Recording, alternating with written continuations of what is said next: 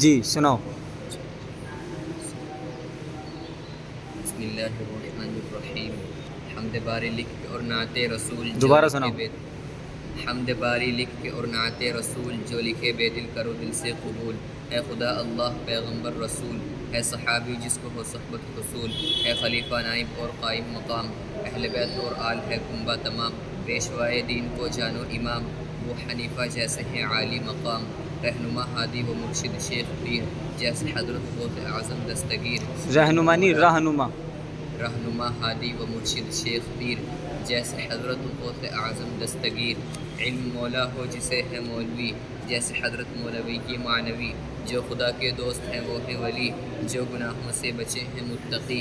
قبلہ وہ رخ ہو عبادت میں جدھر، کعبہ ہے بیت الحرام اے باخبر. سجدہ ماتھا ٹیکنا جھکنا رکوع، عبد بندہ عاجزی کرنا خشوع. صبح تسبیح اور مصلی جا نماز، ہے عبادت بندگی اے پاک باز. گرد ایک شے کے پھرو یہ ہے طواف، بیٹھو ایک گوشے میں یہ ہے اعتکاف. کہتے ہیں روزے کو صوم اے ذی شعور، جان لے کھانا سحر کا ہے سحور. نیک کاموں کی جزا سمجھو ثواب، اور سزا بدکام کی جانو عذاب. ہے سقر دوزخ تو جنت ہے بہشت، سجدگاہ مسجد ہے بت خانہ کنشت. فصل در بیان آسمان متعلقات. صحابی کس کو کہتے ہیں؟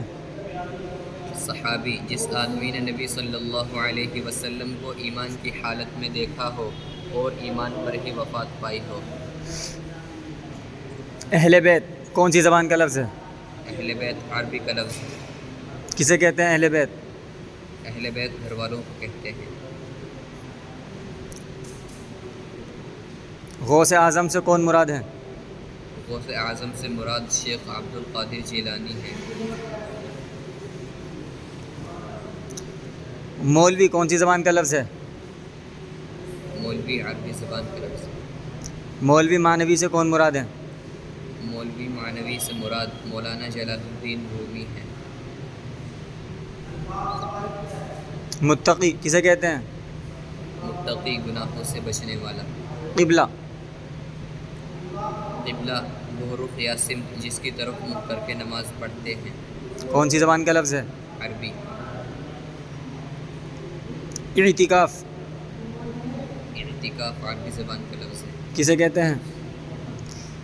مسجد میں عبادت کی نیت سے بیٹھنے کو اعتکاف کہتے ہیں. سجدہ کا کون سی زبان کا لفظ ہے؟ فارسی.